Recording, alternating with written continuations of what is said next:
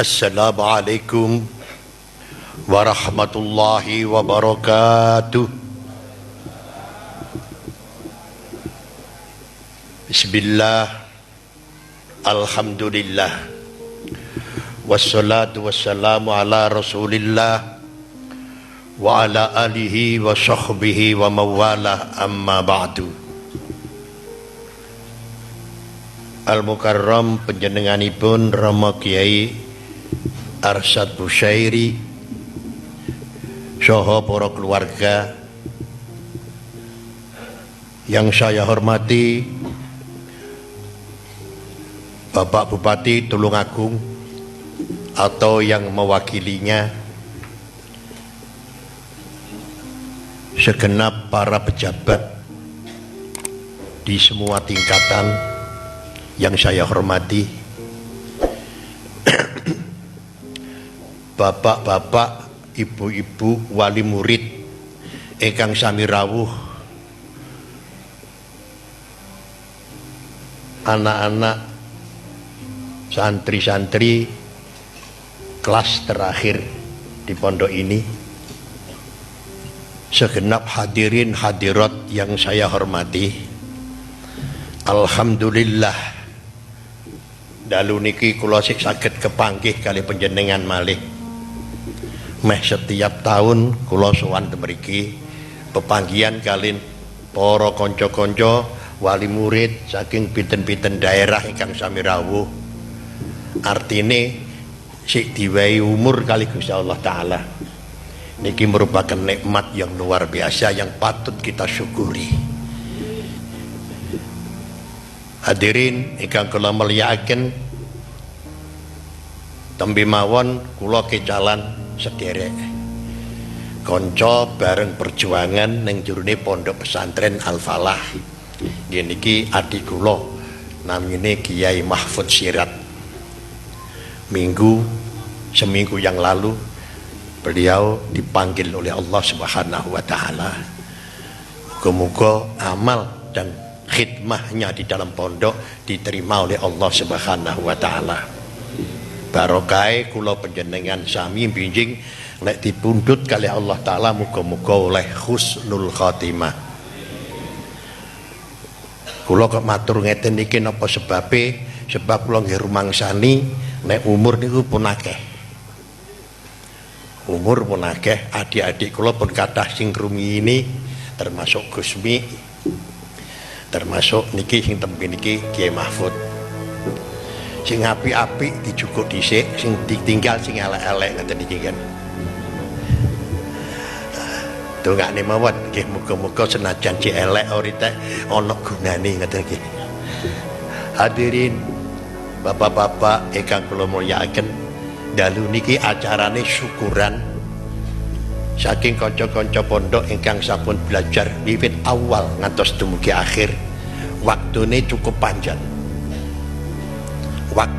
panjang. Apa yang dicari? Sebenarnya apa yang dicari? Tidak lain niku nggih namung realisasi terhadap apa yang diperintahkan oleh Allah Subhanahu wa taala. Laula nafaru minkum thaifatun, gitu. Laula nafaru minkum thaifatun ngoten nggih. Liyatafaqahu fiddin wa liyungdiru qaumahum idza raja'u ilaihim. Hendaknya di antara kalian kelompok-kelompok masyarakat itu ada yang berangkat ke pondok pesantren untuk mendalami ilmu agama. Kalau sudah berhasil kemudian disampaikan kepada masyarakat di rumahnya, di sekitarnya. Kalau melihat perintah itu, maka setelah selesai di pondok pesantren, setelah khatam, setelah selesai pelajaran baik di madrasah maupun di pondok, niku kedai gitu, mengajak masyarakat untuk memahami masalah keagamaan yang benar, sampun atau salah. Sebab semakin kathah banget orang yang menamakan diri sebagai orang Islam, namun tutur katanya yang tidak tepat. Di dalam menafsirkan Al-Quran itu pun juga tidak pas, ngarang dewi gitu. Nah, apa yang diajarkan oleh Pak Kiai di pondok pesantren ini adalah ajaran yang dikenal dengan nama ahli sunnah wal jamaah, yaitu nderekake apa yang telah diajarkan oleh Rasulullah Shallallahu Alaihi Wasallam dan yang diajarkan oleh para khulafaur rasyidin. Dan sama kini kata banget orang dan kelompok-kelompok muslim yang ajarannya itu tidak seperti itu. Memang pondok pesantren yang menamakan diri pondok pesantren salafiyah itu rata-rata ajarannya ahli sunnah wa jamaah. Cuma godaan ini luar biasa. Di sebelah sana ada kelompok yang sangat radikal, keras banget. Jadi maknani Al-Quran ini kadang-kadang tidak iso pas, terlalu galak gitu loh.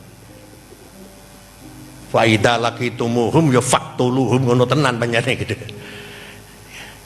Tapi di sisi lain, di sebelah kita ada lagi kelompok yang namanya liberalis. Jaringan Islam liberal. Nah, kelompok ini menafsirkan Al-Quran seenaknya saja. Sehingga pada suatu ketika sok protes terhadap satu ayat di dalam Al-Quran. Protesnya itu dituangkan di dalam satu buku kadang-kadang. Nah, kita itu di tengah-tengah ini. Jadi kita tidak mengikuti yang radikal, kita pun tidak mengikuti yang liberalis. Tawasud, kita di tengah-tengah. Yaitulah yang disebut ahli sunnah wa jamaah yang dianut oleh para kiai pengasuh pondok pesantren. Jadi pemerintah tidak perlu khawatir terhadap pondok pesantren, apalagi seperti akhir-akhir ini ada pengeboman yang konon beritanya katanya yang buat itu adalah alumni pondok pesantren. Hal-hal yang semacam ini tidak perlu dikhawatirkan ada di pondok-pondok seperti Pondok Terjeng ini. Maka saya salut terhadap pidato seorang pejabat di Kediri, kebetulan Kapolwil Kediri, waktu menyebarkan selebaran untuk mencari orang yang namanya Nurdin M. Top. Itu ada salah satu anak buah yang mengatakan, yang matur pada komandannya, apa tidak sebaiknya diedarkan di pondok-pondok pesantren? Kapolri jawab, tidak perlu. Saya yakin bahwa pondok pesantren di daerah Kediri ini semua aman, tidak ada yang seperti itu, tidak perlu dikhawatirkan. Saya salib. Dan memang benar seperti itu. Tidak mungkin kalau jenenge pondok pesantren seperti di Pondok Terjeng ini, terus santri ini diajak perang, diajak berontak, diajak gawe bom umpamane. Waduh, tidak mungkin. Lan yo ora iso ngono lho. Sing genah ndak iso. Apa iso to cah Terjeng terus gawe bom apa iso. Dan kita lihat saja orang yang berani berbuat semacam itu belum tentu niatnya itu baik. Kadang ingin mengadu domba antara pihak pemerintah dengan pondok pesantren, antara umat Islam dengan pihak yang lain, itu mungkin. Makanya kita waspadalah. Sekarang ini kelompok masyarakat yang menamakan diri muslim itu banyak sekali, bukan main. Wabeh kelompok ngarani Islam. Padahal haluannya tidak sama dengan apa yang ada di pondok pesantren. Pondok pesantren haluannya ahli sunnah wa jamaah. Dari mana sumbernya itu? Justru sumbernya itu malah dari Mekah. Nah, Mekah nek kono ki eneng grup sing diarani Wahabi. Fahame Wahabi. Jenenge Wahabi niku pun muni bismillah nggih boten turun. Mulane sampean lek ngrungokne TV sing nyetel salat wonten Mekah atau Madinah langsung alhamdulillah, gak maca bismillah. Lu maca bismillah lho ndak gelem. Lumun. Padahal Imam Nawawi bismillah digejimat, tidak jadi hizib Nawawi. Kan hebat. Apa maneh kok jenenge dibaan kaya sing diwaca bocah-bocah niku mboten gelem. Tahlilan yo ndak gelem. Gitu. Nah, di negeri kita ini sekarang banyak organisasi yang bentuknya seperti itu. Tahlilan ora gelem, wiridan ora gelem, yasinan ora gelem. Nah, terus. Tapi dia menamakan kelompok muslim. Anehnya, generasi muda kita yang nyambut itu juga banyak sekali. Bukan main, banyak.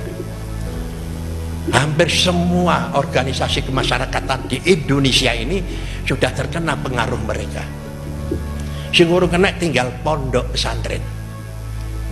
Kalau pondok pesantren sudah kena, wassalam. Ya wassalam ngoten mawon. Lah sing diincer ki sapa? Sing ditarik itu adalah alumni tamatan daripada pondok pesantren. Tamatan pondok pesantren sing vokal, sing pinter, dan itu didedei. Dipengaruhi, diberi dana, dijak berjuang, dijak dagang, sak piturute.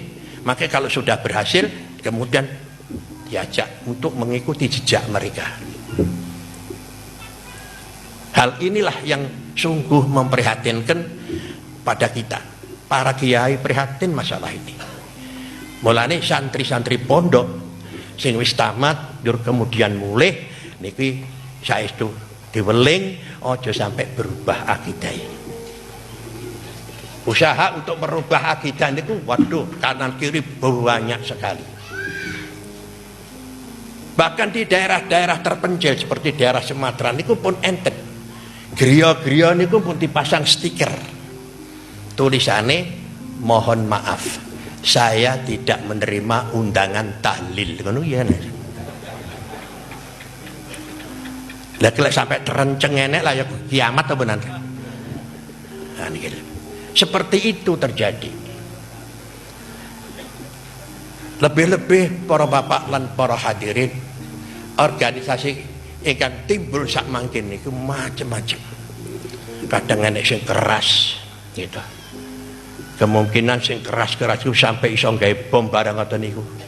Dan niku makane kehati-hatian daripada wali murid dan para santri perlu. Jangan mudah tergiur oleh ajaan mereka. Ya memang sekarang ini jenenge duit itu berhamburan. Jangan berhamburan di mana-mana dan cukup menggiurkan. Bisa merubah Pancasila, Pak. Kalau Pancasila itu aslinya itu ketuhanan yang Maha Esa, sakniki keuangan yang Maha Kuasa. Itu hampir merata. Sampai sing diarani pilihan umum untuk kepentingan demokrasi kita itu saja terpengaruh oleh ini. Anak duwite ya budal nang TPS, anak duwite ora budal ngono kuwi. Yen kula kathah teng mriki lebih kathah insyaallah ngoten nggih. Enten mboten? Waduh. Sami. Justru itulah maka angka golput itu luar biasa. Orang sadar bahwa demokrasi itu untuk kepentingan kita.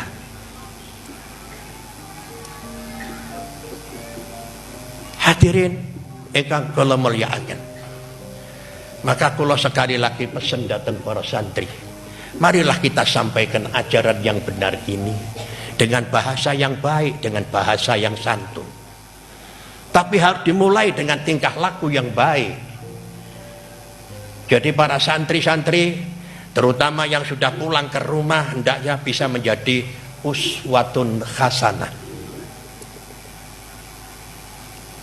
Kalau di dalam Al-Quran telah disampaikan lakum fi rasulillahi uswatun hasanah. Rasulullah adalah merupakan contoh yang baik bagi Anda sekalian. Sehingga Kanjeng Nabi di dalam mengajak masyarakat tidak terlalu banyak pidato. Cukup memberikan contoh yang baik. Kanjeng Nabi sebagai seorang muslim yang konsekuen, yang mempunyai keyakinan yang mantap, dia benar-benar melaksanakan semua apa yang diperintahkan oleh Allah dan memberikan contoh kepada masyarakat. Kanjeng Nabi duweni sifat papat yang perlu dicontoh oleh umatnya. Siji apa? Nomor siji yaitu as-sidqu, sifat jujur. Sifat jujur samakin niki sering diucapkan, tapi kenyataannya tinggal sayup-sayup. Jarang artinya orang yang jujur. Orang mau dagang, mau nyambut gawe dol tinuku, niku lek kapan kanggonan sifat jujur, maka semua perhitungan yang ada di kalkulator itu tidak akan meleset. Meleset karena apa? Tidak jujur. Sitoke temen, sitoke ngapusi lah, ya repot lagi. Jujur dibawa kemana saja itu bagus, terutama digawe rumah tangga. Enek manten anyar, lanang wedok rabi, mas kawin sudah disahkan komplit, tapi enek persyaratan yang harus diikuti untuk mencapai kebahagiaan, yaitu jujur. Sing lanang jujur, sing wedok jujur. Kebetulan sing lanang tentara, sing wedok sipil. Ditugas nang Papua, kita sing lanang, sing wedok kon tunggu omah. Goro-goro ndak jujur, mulai berantakan gitu. Tapi kalau jujur pun jenenge bojo iki ditekek neng dia selamat lan aman. Niku kuncinya apa? Jujur. Maka sekali lagi lek kula dong delok manten lek kon nyambut kula nggih namung menekankan hendaknya manten sak kloron ki kabeh sing jujur. Jujur digunakne neng gone kita dibarengne karo hukum gitu. Jujur dibarengne karo hukum akan membuahkan keadilan. Kok hukum ndak dibarengi karo kejujuran, dadi gawe namanya. Maling pitik 10 tahun gitu, maling jembatan meng sesasi gitu. Ini gara-gara apa? Karena jujur ditinggalkan. Tapi kalau jujur itu jadi, maka sekali lagi kami mengharapkan santri-santri yang akan berjuang di masyarakat nanti milikilah sifat ini, sifat jujur. Di samping sifat-sifat yang lain yang dimiliki oleh Nabi Shallallahu Alaihi Wasallam, jujur ini aja penting. Dan di samping jujur, akhlakul karimah, sikap yang bagus, tutur kata yang santun. Nabi-nabi biyen zaman kuno sebelum memimpin iku dilalah kecane ngalah. Setiap nabi niku pasti sebagai penggembala domba, terutama Nabi Muhammad sallallahu alaihi wasallam. Ketika Nabi ini walaupun kayak begitu sebagai pemimpin dunia, tapi kajian Nabi tahu angon wedus. Pemimpin sing ndak tahu angon wedus niku mboten saged kaya Kanjeng Nabi. Kenapa kok harus angon wedus? Sebab bocah angon niku paham. Krana bolak-balik kulino kumpul karo wedus gitu. Akhirnya ngerti senengane wedus ki apa, suket ngene iki seneng apa ndak. Senajan sing angon ki gak tahu mangan suket, tapi ngerti lek suket iki ku wedusku mesti seneng. Nggih napa nggih? Kanjeng Nabi nggih ngoten. Angon. Gara-gara angon, malane Kanjeng Nabi nalika mimpin masyarakat ngerti. Masyarakat ngene iki lek tak tuki iki seneng, lek iki ndak seneng lho ngono. Sekolahe Kanjeng Nabi angon wedhus. Saiki dijenengne psikologis. Wah jenenge hebat. Ilmu jiwa. Kanjeng Nabi memiliki seperti itu. Bahkan nabi-nabi yang lain pun seperti itu. Jadi orang kok sembarangan memberikan kepada masyarakat. Iki senengane piye. Inilah yang perlu dimiliki oleh santri-santri, calon pemimpin, calon yang akan menyebarkan ajaran ahli sunnah wal jamaah. Kalau masyarakat sudah menilai, datang sampeyan kabeh nilainya bagus, orang ini baik, tutur katanya baik, sopan santunnya baik, yaudah, sama ngomongnya apa mawon akan menerima mereka. Tapi sebaliknya masyarakat pun kadung antipati kali sampeyan, ya Allah. Oh cuman kok dalili Al-Qur'an, seorang ngandel ngomong kuwi panggah mawon ngoten niku. Niki adalah suatu cara untuk bisa melakukan dakwah terhadap masyarakat. Mugi-mugi didongakne mawon santri-santri niki diparingi kekuatan lahir batin gitu, saged nindakake apa yang sudah diajarkan oleh pondok pesantren. Para hadirin dan hadirat sekalian, bukan hanya santri-santri, kula panjenengan secara keseluruhan sebagai hamba Allah, sebagai umat Kanjeng Nabi Muhammad sallallahu alaihi wasallam, tidak ada kecualinya kita juga harus melaksanakan apa yang diperintahkan oleh Allah Subhanahu wa taala. Terutama barusan ini kita lewati bulan yang terhormat diarani bulan Rajab, bulan diturunkannya kewajiban sholat melalui Isra Mi'raj Nabi Muhammad sallallahu alaihi wasallam. Sebelum Kanjeng Nabi di Isra nih kados ceritane dibedel terus disani iman, disani ilmu, disani yakin, tapi terute ini adalah merupakan satu persiapan untuk melakukan hal-hal yang positif. Kula panjenengan nggih ngaten. Sedaya kemawon badhe nindakne napa pamane badhe niki sebentar lagi badhe nindakne haji. Sadurunge haji niku gedhe resik to. Supados mangke teka-teka niku pun resik, mboten mayang temoleh tur ikhlas tenan. Bab kuncine temen niku. Nah, kita mendengarkan satu pengajian ngeten niki maksudnya apa? Nggih menika golek ilmu untuk diamalkan.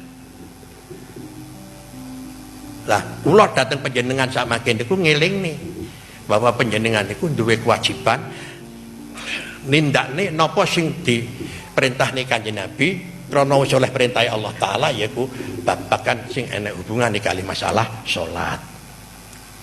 As-salat imaduddin. Salat iku cagake agama. Sapa sing nindakne salat iku berarti menegakkan agama. Sing ninggane salat iku berarti rubuhne agama. Ayat sing nyebut nih bab salat iku luar biasa akeh. Akeh tenan. Dimulai akimis sholat dari dulu kisamsi sapi turute gitu. Kul ya ibadiyal ladina amanu liyuqimus sholah wa yu'tuz zakah nggih wa yunfiqu mimma razaqnahum min qabli ayyatiya yaumun la bay'un fihi wala khilal pun inna sholata tanha anil fakhsya'i wal munkar. Qad aflahal mu'minuna alladziina hum fi sholatihim khashi'un. Waduh akeh banget bab salat. Niki menandai bahwa penting banget bab salat niki. Bahkan nalika kula kali panjenengan mangke pun mati wis dikubur sing ditakokne pertama kali masalah salat. Genep pun ndak salate. Ha niki. Mila semua saja kami mengharapkan supaya memperhatikan hal yang sudah diwajibkan dengan Allah Subhanahu wa taala. Kalau kita semua ini melaksanakan apa yang diperintahkan oleh Allah, kami yakin bahwa jaminan Allah taala luar biasa terhadap panjenengan kami. Tidak usah khawatir apa yang dikhawatirkan oleh umum masyarakat, tapi sepanjang kita itu melaksanakan perintah Allah, insya Allah diupeni kali Gusti Allah Subhanahu wa taala.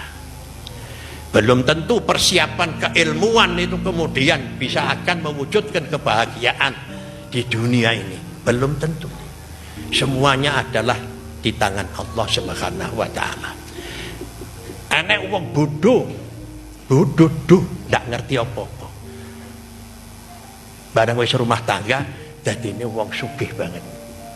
Ngono kuwi wis ket jaman biyen sampai enek syairan kam akilin ayat madhahibu wa jahilin talqahu marzuqa. Pirang-pirang wong pinter cendekiawan, sarjana bahkan kesulitan hidupnya. Tapi sebaliknya orang bodoh ndak sekolah gitu.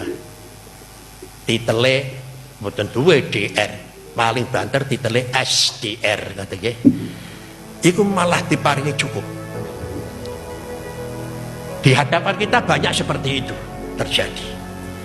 Menandai bahwa rezeki itu adalah minallah.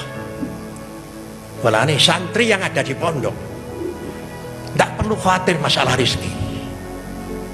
Sementara biarkan orang ngomong macam-macam, tapi yakinlah bahwa Allah Ta'ala akan memberi sampeyan itu luar biasa.